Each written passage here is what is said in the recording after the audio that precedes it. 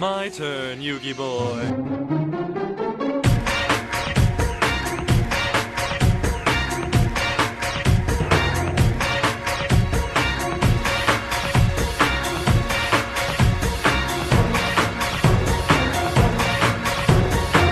How's it going, guys? Here at Duelist of the Rogue, this is Gus, and I'm here with my main man Shane, bringing us some spice. What are you playing today, Shane? So I played Generators today. To some mixed success. Not all that great. I ain't gonna lie. No. How is the consistency of it? It was really good. It's the way I run it. It's super susceptible to hand traps. I figured out today. So I would definitely change up some things. And if I had triple tactic talons, then I would definitely run it as a 3 of. Oh, nice. But yeah, you know, triple T's, man. That price is so high right now. It is. It's pretty fucking it's dumb. Yeah. All right, let's get to this profile, man. All right. So I got 3 gears through the Orcus Mech Knight. Turn it for me. Yeah, thank you. So this guy's like the best starter in the deck. If you summon him and it goes uninterrupted, it ends with this guy and this guy on the field with your field spell, and this has 3 materials under it, and this one has 2 materials, obviously. And then you hand loop your opponent and make them discard twice with the Har. Anyways, you end with this, and you hand loop your opponent for 2 cards, and it's really, really sick. But you have to summon this, and all the effects have to go uninterrupted. And there's a choke point for DD Crow, Ash Blossom, Effect Veiler, like any kind of hand trap can hit this thing. So it's kind of glass cannon. If it goes off, it's kind of an auto win. If not, then it really sucks. The other one here is 2 Condemned Witch and 2 Larpter. Most people play 3 Larpter, and I would probably go 3 Larpter. I decided that I wanted to cut down on my normal summons, and so I have a total of 7 normal summons here, and I had 8 when I was running 3 of these guys. Plus, which can go into Larpter on the opponent's turn, so this is effectively more copies of this, plus this gets you droplets. So that's the reasoning behind that. She's really good. Yeah, really good. Only 2 of those guys. 2 Hard. Hard is the best card in the deck by far. It's an Omni Negate, and a lot of people forget about the secondary effect of if your opponent adds cards from deck to hand, they have to discard a monster, which you can force them into it when you go into this guy and make hand loop things. That's pretty strong. One of these guys, one of these guys, one of these guys, one of these guys. This is pretty much one of every generator. Yeah, so you don't want to make your generator line up too big because they're completely bricks in hand. They suck in hand. So you want to keep it as condensed as possible. This guy's really good because he's the only generator who can activate its effect with only 1 generator token or monster. This is your 1 of. If in a pinch, you can search out your boss stage and get it with this, and it's really good. Also, it facilitates another combo that most generator players are gonna know. This guy grabs any generator out of the graveyard as a quick effect, and he might even be 2 of later on and stuff. Because with the first combo where I said you go into True King and the Jurgen guy, you burn through like 4 of your 6 generators, and so getting them back from the grave is really important. So did you feel like you really needed that second one at times? Yeah. I definitely, once you get into the grind game and everything, your deck loses a lot of power if you don't have this guy. This guy is like probably my second favorite one. He's just pop any 2 generators to banish any card on the field. So that's really strong. Nice. I just run one of these guys, not because it's not amazing. It's a super amazing card, but most of the time you're gonna special it off of World Legacy Monstrosity, so you only really need one. Again, most generator players know what this does, but if you don't, you sacrifice or tribute 3 fairies on your side of the field. It's a quick effect. All your tokens are fairies, as well as your Larpter is a fairy as well. So you tribute 3 fairies, and you get to pop a card on their side of the field, and you get to draw 2 cards, and that can be activated from the hand, from the hand or the graveyard. So it's super strong. That's pretty good. This is just in here for the Mech Knight combo. It's a combo piece that you need to run. I ran 2 Nimbirus today.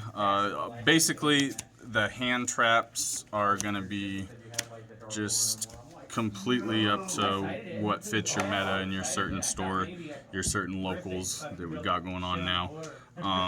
I chose this because I knew Dogmatica was going to be a thing, and Droll and Lock shuts down Dogmatica. Nibiru because, I mean, this doesn't have a great going second presence and everything, so you want to have a board wipe and everything. This because it gets rid of the threat and not just negates it. However, I'd probably take this out because most of the time, like, you have cards, you have monsters on the field and stuff most of the time when you want to negate and stuff. Like, anytime they use a hand trap against this, I want to negate it, but I can't because I have a monster on the field. So it's really only strong going second. It's just not very good going first in this deck. So I'd probably change these. But again, hand traps are all to your discretion and everything. It's all what you think is going to fit best. 2 Kujikiri Curse. This unbricks your hands because, like I said, all of the Generaider monsters are bricks and hands and everything. And so you can get rid of them with Kujikiri Curse. Also, this guy can be activated from the graveyard, so he's like the best target to discard with it and everything. But it's just to dig in the deck, help you unbrick a little bit. Then we got 3 of the field spell. The deck is completely relying off the field spell.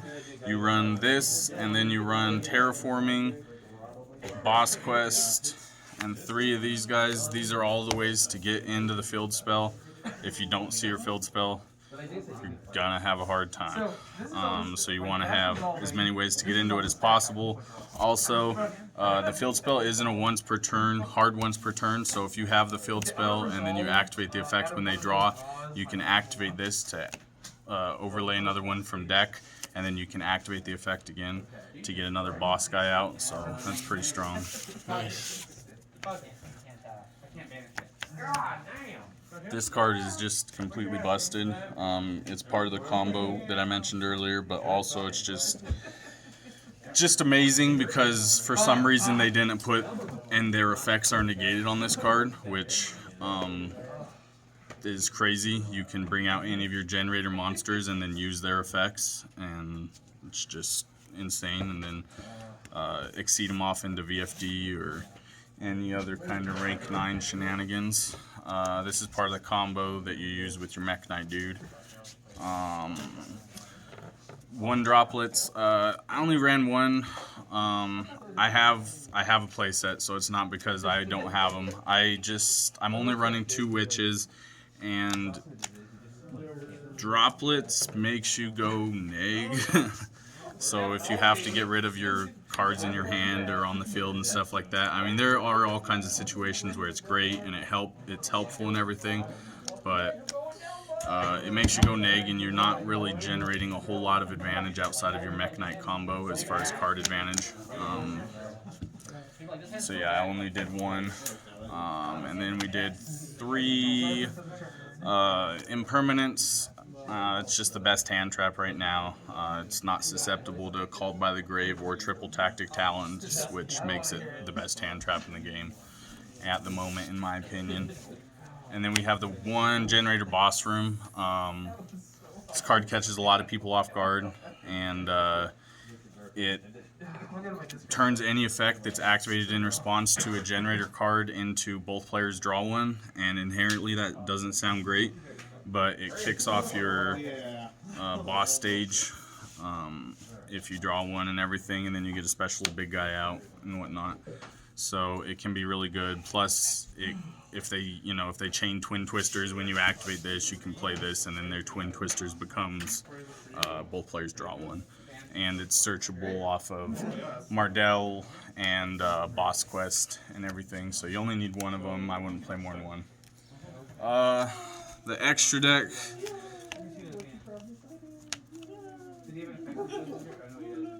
Pretty much this is all dedicated to the Mech Knight combo, and they're staples if you're going to be running the Mech Knight thing. If you're not, then these can be whatever you want. This guy's really undervalued.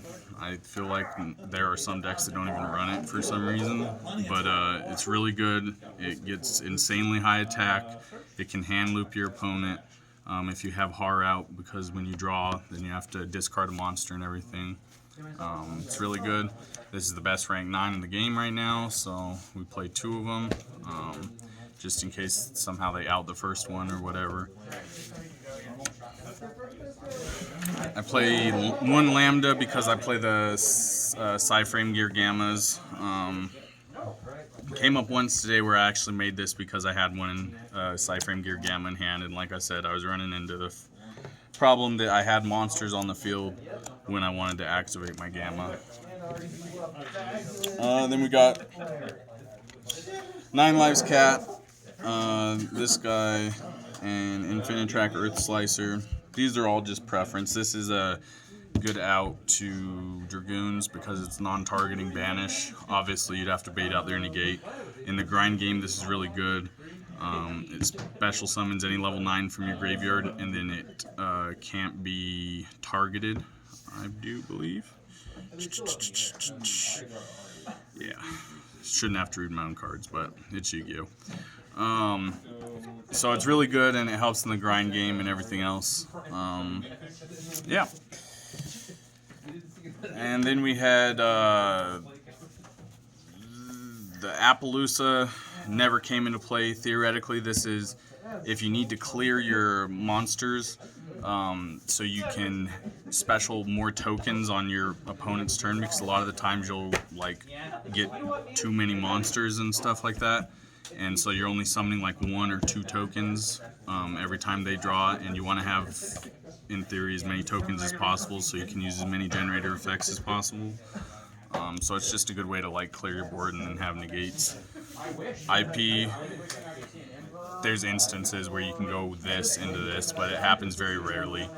You can be really flexible with the extra deck with this.